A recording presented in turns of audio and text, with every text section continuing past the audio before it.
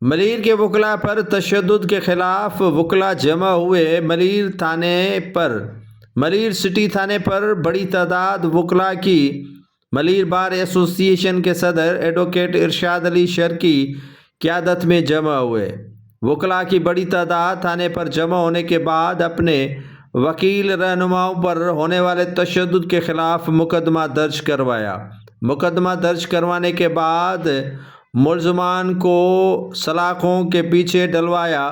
اس موقع پر وکلاء نے کہا کہ کسی صورت میں اس طرح کی گھنونی سازشیں یا بے ایمانہ تشدد قبول نہیں کیا جائے گا۔ ایڈوکیٹ ارشاد علی شر جو ملیر بار ایسوسی ایشن کے صدر ہیں، انہوں نے کہا کہ میں اپنے وکیلوں کے ساتھ کسی قسم کی زیادتی برداشت نہیں کروں گا اور میرے وکیل بھی کسی کے ساتھ زیادتی نہیں کریں گے۔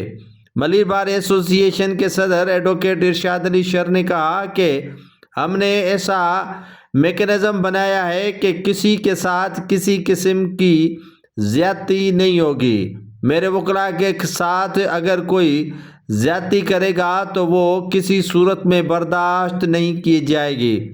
ملیر بار ایسوسی ایشن کے وکلاء کی جانب سے اپنے وکیل رہنماؤں پر ہونے والے تشدد کے خلاف بھرپور احتجاج بھی کیا اور مقدمہ درج کروانے کے بعد ملزمان کو بھی گرفتار کروایا۔